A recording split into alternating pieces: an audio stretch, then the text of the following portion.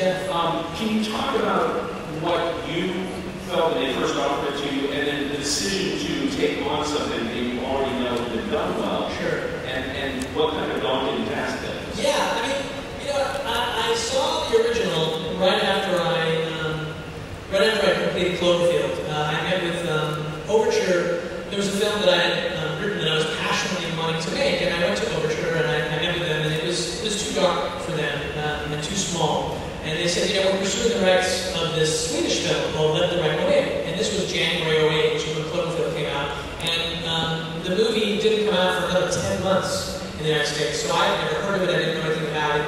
And they said to me, you know, the thing that you probably want to do, if you connect to it, because we think you'd be great for it, is you probably want to age the kids up, because maybe that would work better for an American audience.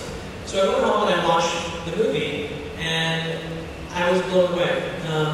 Interestingly, the story that I had written that I was trying to get made with them had actually come originally from a script that was through the point of view of an 11-year-old boy who's going through sort of difficulties. It was set in the late 70s, early 80s, and they moved into this apartment complex where he was having these encounters with this 12-year-old girl. It was essentially a coming-of-age story. It had nothing to do with vampires, but it was weirdly so evocative of the same period of time that I was so fascinated with doing a story about because it was personal to me. And I was so taken with the way that Lindquist had taken a vampire story and found a way to make it about the pain of adolescence. And so I called him over to the next day and I said, wow, that film was amazing. And number one, I'm not really sure you should remake it because it's brilliant. But secondly, if you do and you age those kids up, please don't make the film, because it destroys what that story is about. It's about that time of life. And they were very respectful. They said, okay, that's really cool. And then actually, they didn't get the rights. Hammer got the rights. And later I was approached by Hammer and by Overture, who finally teamed up to do the project. But in the interim, I read the book.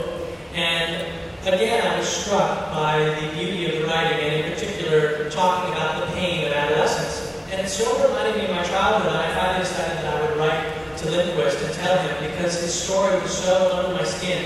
And I said, you know, I'm so interested in doing this potentially, but I want you to know why, which is, it's not really that this is such a brilliant genre story, which it is. It's a great vampire story.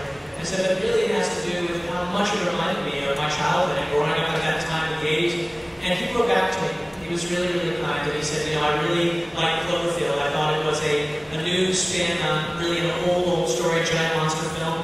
And he said, I was really trying to do the same thing with Let the Right One In. I wanted to do a new spin on this, but I'm much more excited knowing that it touched you in this way, because it's the story of my childhood.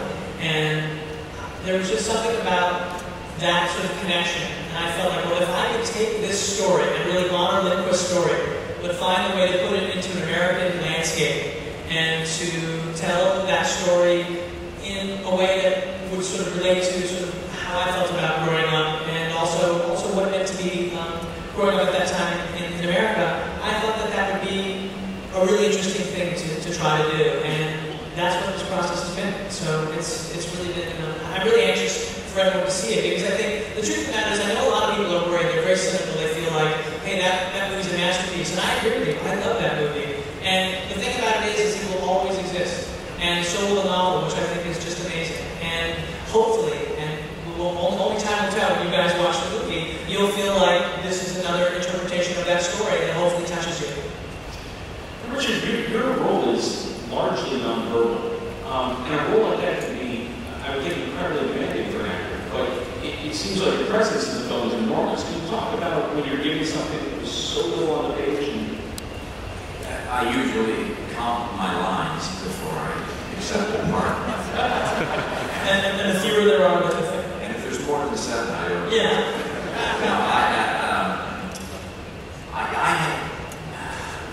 When Matt sent me this script, I thought, oh, this is I don't do these things. And I read it, and I just loved it. I love when I read something, I think, can I bring something to this? Or I sometimes say, there's a lot of other guys I see doing this beside me, but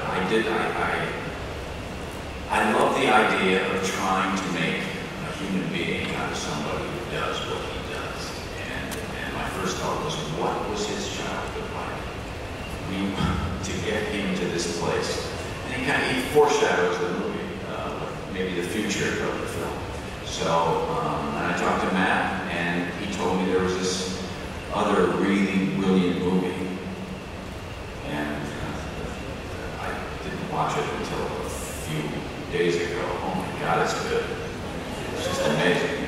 So, so that was the challenge, and I really, I love working with these two.